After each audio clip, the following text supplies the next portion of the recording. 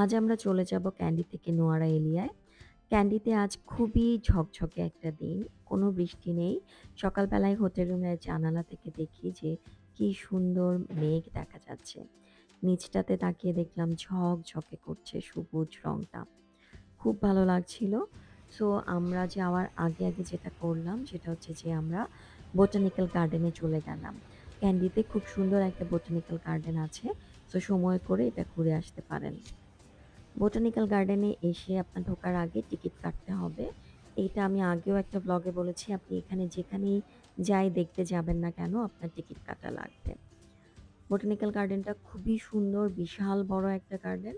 আমাদের তো পুরোটা দেখা সম্ভব হয়নি, যতটুকু সম্ভব হয়েছিল ততটুকুই আমরা দেখেছি এবং ভীষণ গরম। প্রচুর বাতাস ছিল কিন্তু খুব গরম। শ্রীলঙ্কাতে চারিদিকে আপনার গাছ রয়েছে, বোটানিক্যাল গার্ডেনে তো অবশ্যই গাছ রয়েছে, কিন্তু চারিপাশে প্রচুর গাছ রয়েছে, সে কারণে বাতাস অনেক পাওয়া যায়। এখানে বাগি হায়ার করা যায়, সেই বাগি নিয়ে আপনি পুরোটা গার্ডেন ঘুরতে পারবেন, কিন্তু কিউ আছে অনেক। ঢুকতেই এরকম একটা ফোয়ারা রয়েছে যেখানে খুব সুন্দর করে নীল পদ্ম ফুটে রয়েছে। দেখতে এই জায়গাটা আপনার এমনিতেই ভালো লাগবে। ছোট ছোট এই নীল নীল পদ্ম এমনিতেই মনকে প্রশান্তিতে ভরিয়ে দেয়।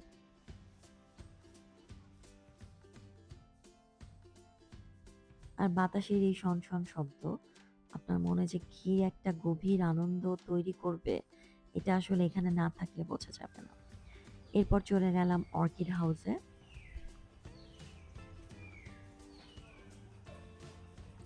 নানা রকমের নানা দেশের অর্কিড ফুল এখানে রয়েছে। অর্কিড তো আমার নিজের খুব পছন্দ। আমি খুব চেষ্টা করি আমার বাসায় অর্কিডের একটা ছোটখাটো বাগান করে তুলতে। সেটা এত সহজ না।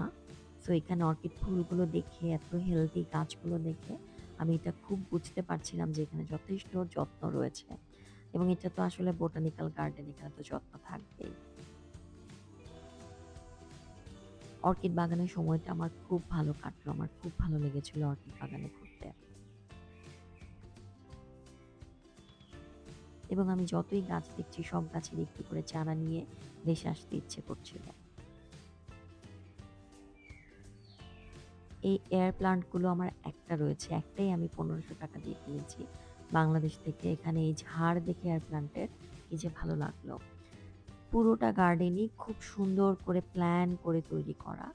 যেদিকে আপনি তাকাবেন গাছগুলোকে এত সুন্দর করে ছেঁটে সুন্দর করে সাজিয়ে রেখেছে যে আপনার এমনিতেই খুব ভালো লাগবে। আর প্রচণ্ড গরম, এই গরমে সানব্লক কোনো কাজে দিবে না এবং অবশ্যই আপনি এখানে আসার সময় সুতির কাপড় পরে আসবেন। আম পুরো শ্রীলঙ্কাতেই ২-১ টা জায়গা ছাড়া সবখানেই আসলে অনেক বেশি গরম।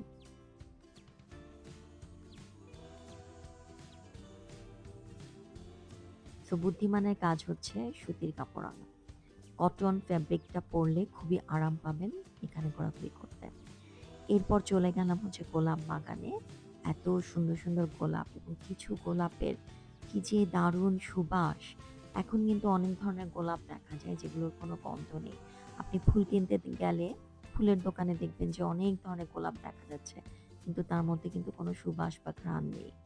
এখানে অনেকগুলো গোলাপে আমি এত সুন্দর ঘ্রাণ পেয়েছি যে মনটা একদম ভরে গেছে। ছাতা তো must, sunglass must, sunblock must লাগবেই আপনার শ্রীলঙ্কাতে এসব ঘোরাঘুরি করার সময়। আর আমি সুতির কাপড়ের জন্য নিজের পিজিএন থেকে অনেক ধরনের ড্রেস ডিজাইন করে এনেছি ট্রিপে পরার জন্য। আপনারা কেউ যদি পড়তে চান এ ধরনের নানা রকমের ড্রেস, আমার সাথে পার্সোনালি যোগাযোগ করতে পারেন। আমি ট্রিপের জন্য আলাদা করে বিভিন্ন রকমের ড্রেস ডিজাইন করে দেব। খুব সুন্দর একটা পাম ট্রি রাস্তা রয়েছে যেটা দেখতে খুব ভাল লাগবে। আর চারিদিকে বানর। এমনভাবে বানর ঘোরাঘুরি করছে যে দেখতেই কিন্তু খুব ভয় লাগে। শ্রীলঙ্কানরা কিন্তু নেচারকে একদম নিজেদের সাথেই রাখে পাশাপাশি। এরপর চলে গেলাম ক্যাকটাস বাগানে। খুবই সুন্দর একটা ক্যাকটাস বাগান। ক্যাকটাসও আমার খুবই প্রিয় একটা গাছ। আমার তো নিজেরও ছোটখাটো ক্যাকটাসের একটু কালেকশন রয়েছে। আমার খুব ভাল লাগে ক্যাকটাস দেখতে এবং ক্যাকটাস দিয়ে ঘর সাজালে কিন্তু খুব সুন্দর লাগে। এরপর বিভিন্ন রকমের পাতাবাহারের আরেকটা জায়গা ছিল যেখানে নানা ধরনের পাথরকুচি, পাতাবাহার অনেক কিছু রয়েছে। সো সেগুলোও দেখলাম। নানা রকমের কালার, নানা রকমের শেপের।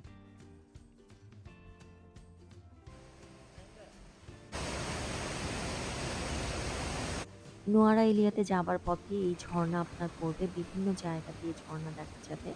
বিভিন্ন রকমের ঝর্ণা। সো ড্রাইভারকে বললেই ড্রাইভার এই জায়গাগুলোয় থামবে আপনাকে দেখানোর জন্য।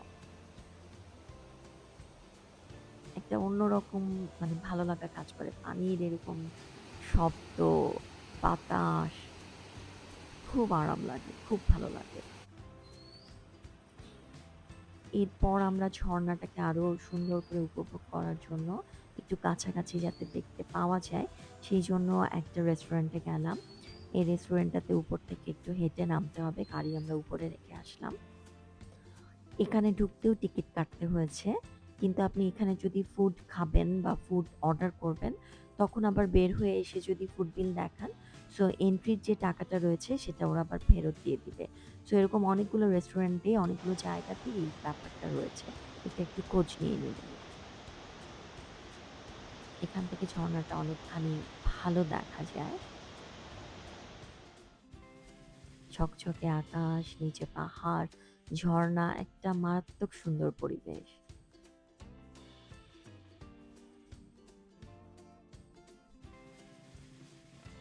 ঝর্ণা দেখতে দেখতে আমরা এই রেস্টুরেন্টে বসে খাবার অর্ডার করলাম দুপুরের জন্য। বেশ ভালো খিদে আমাদের পেয়েছিল।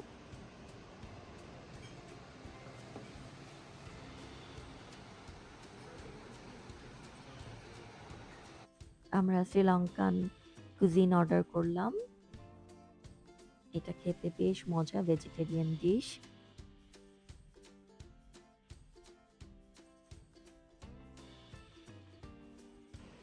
খাবার দাবার খেয়ে কিছুটা সময় আবার উপভোগ করলাম চা খেতে খেতে।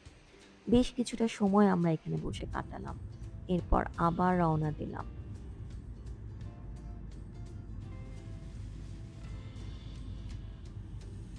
আমরা চলে যাচ্ছি নোয়ারা এলিয়ার দিকে। নোয়ারা এলিয়াতে অনেক চা বাগান রয়েছে। এলাতেও চা বাগান রয়েছে এবং শ্রীলঙ্কা তো চায়ের জন্য বিখ্যাত।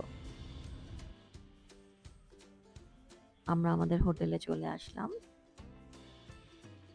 এবং কেউ আপনাকে ঠিকমতো বলবে না। নোয়ার এলিয়াতে ভীষণ ঠান্ডা। আপনার অনেক গরম কাপড় আনতে হবে শুধুমাত্র এই একটা জায়গার জন্য। কি সুন্দর কাঠের হাতি, পুরো একটা গাছ দিয়ে কিন্তু বানানো। আমাদেরকে ওয়েলকাম ড্রিঙ্ক দিল। আমরা আসতে আসতে প্রায় বিকেল হয়ে গেছে।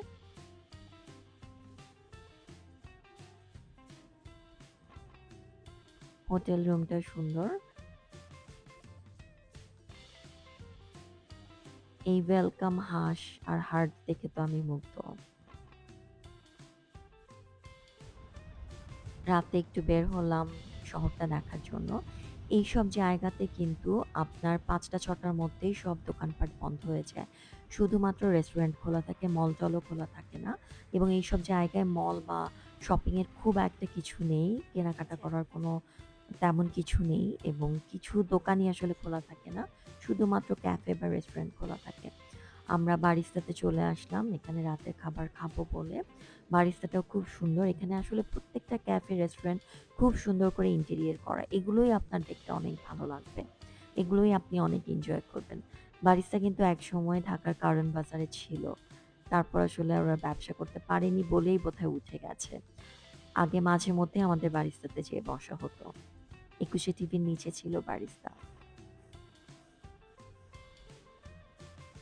এত সুন্দর লাইট এবং এত সুন্দর ক্যাফে যে আপনার এমনিতেই পোজ দিতে, ফ্যাশন করতে, স্টাইল করতে, নাচতে ভালো লাগবে। পুরোটা খালি ছিল তাই মিউজিকের সাথে আমি একটু নাচানাচি করলাম।